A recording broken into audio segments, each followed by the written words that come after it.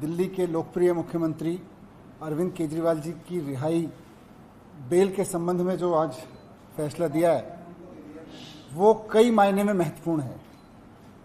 सबसे पहले तो निश्चित रूप से आम आदमी पार्टी के लिए, दिल्ली सरकार के लिए, हम सब के लिए, हम सब के परिवारों के लिए ये बहुत बड़ी राहत की बात है, बहुत भावुक क्षण है कि हमारे भाई, हमारे प्रिय नेता, हमारे गुरु, राजनीतिक गुरु अरविंद केजरीवाल जी भारतीय जनता पार्टी के तमाम कुचक्रों के बाद बाहर आएंगे। उनकी तमाम साजिशें रखी की रखी रह जाएंगी भारतीय जनता पार्टी वालों की। लेकिन साथ साथ बात सिर्फ केजरीवाल जी की जमानत की नहीं है।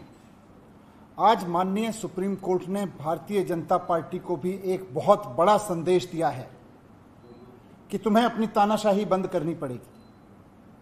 आज माननीय सुप्रीम कोर्ट का आदेश भारतीय जनता पार्टी के मुंह पे एक कड़ा तमाचा है कि आप एजेंसियों का दुरुपयोग कर रहे हो। आपने एजेंसियों को अपना केज पैरेट बना के रखा हुआ है।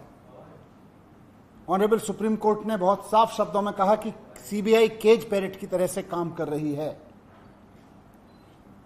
माननीय सुप्रीम कोर्ट का यह फैसला सिर्फ पार्टी, सरकार या व्यक्ति के लिए, हमारे लिए महत्वपूर्ण नहीं है। केवल देश के आम आदमी को ऑनरेबल सुप्रीम कोर्ट का साफ संदेश है, साफ भरोसा है कि आप चिंता मत करो।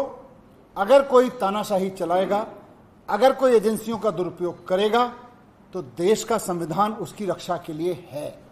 संदेश साफ है ऑनरेबल सुप्रीम कोर्ट का कि तानाशाही के खिलाफ देश का संविधान हर आम आदमी के लिए रक्षा के लिए है। और भारत में अगर किसी की चलेगी, ना तानाशाही की चलेगी, ना सीबीआई की चलेगी, ना ईडी की चलेगी, ना इनके तानाशाही कानूनों की चलेगी। भारत में अगर किसी की चलेगी तो देश के संविधान की चलेगी। यह ऑनरेबल सुप्रीम कोर्ट के फैसले से साफ संदेश है। दूसरी बात, ऑनरेबल सुप्रीम कोर्ट के संदेश से यह साफ है कि भारतीय जनता पार्टी सीबीआई को और ईडी को अपने तोता मैना की तरह इस्तेमाल करते हुए अरविंद केजरीवाल जी को अंदर रखने के लिए साजिशें रच रही थी। खुद ऑनरेबल सुप्रीम कोर्ट में यह कहा गया आज कि जिस तरह से सीबीआई ने सीएम साहब को अरेस्ट किया, उससे यह साफ हो जाता है कि सीबीआई जानबूझकर केजरीवाल जी को अंदर रखने की मंशा के तहत उनको गिरफ्तार कर रही थी। यह बात आज के ऑनरेबल सुप्रीम कोर्ट के फैसले में साफ हो रही है। केजरीवाल जी को जेल में रखने की मंशा के तहत सीबीआई केजरीवाल जी को अरेस्ट करती है। और यह मंशा किसकी है? केजरीवाल जी ने कुछ गलत तो किया नहीं।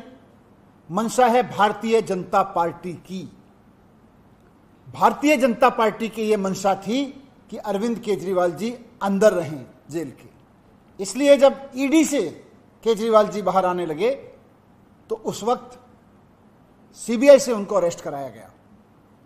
बहुत सोची समझी साजिश के तहत सीबीआई ने किसी करप्शन में अरेस्ट नहीं किया, बीजेपी की मंशा से अरेस्ट किया है केजरीवाल जी को। यह बात हम कह रहे थे, आज ऑनरेबल सुप्रीम कोर्ट ने इसको सही ठहराया है कि सीबीआई ने बीजेपी की मंशा को पूरा करने के लिए केजरीवाल जी को उस वक्त अरेस्ट किया जब वो ईडी के केस से बाहर आने वाले थे।